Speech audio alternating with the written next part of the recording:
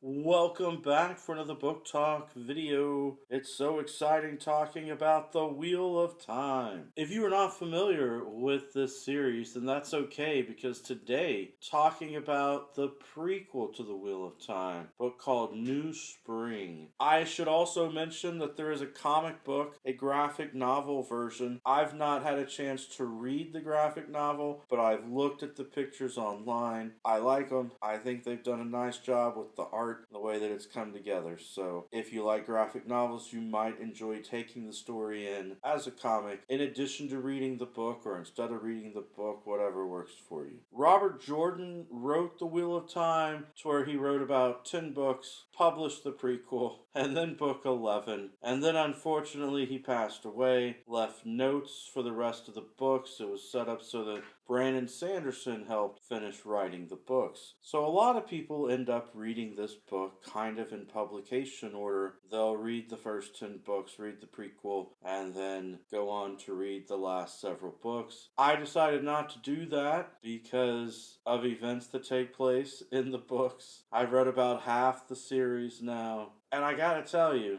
I really want you to know that I feel like I should have started with this prequel. The reason I didn't start with the prequel was because when I looked it up online, a lot of people online, a lot of booktubers, a lot of reviewers say, don't read the prequel first. And I'm not sure why. Now that I've read the prequel, I'm not sure why. In fact, there are extreme debates in some cases between people online about at which point to read the prequel. Some people think it's safe after 3 or 4 books. Some say don't you dare read it until after book 5 or book 6. That seems to be a huge consensus online. Maybe after 6 books, then read the prequel, which is what I did. I'm trying to remember. It was either after book 5 or book 6 that I read the prequels. Now I'm already done with book 7 by the time I'm doing this review. But my point is, I really don't understand why they wanted me to wait so long to read the book. I give spoiler-free reviews here, so I'll try not to get into the plot too much because I don't want to give you spoilers. But at the same time, I want you to understand that the events for this take place before the series started. I think that the prequel does a much better job introducing the world with the world building, allowing us to get to know some of the characters involved, which is Moraine and I'm not sure how to pronounce it, but Siwan, I'll just say Schwan. Moraine and Schwan, who have been training to become Aes Sedai. They're accepted. You get a nice introduction to the Aes Sedai, the White Tower, the way that this organization works. You also get to understand how the original vision went down about the Dragon Reborn, and you get to find out from the beginning the few people who knew about the vision and the concept. You get to know the actual plan of the Aes Sedai, of which people were going around and gathering names of the babies that were being born. So you get some really good information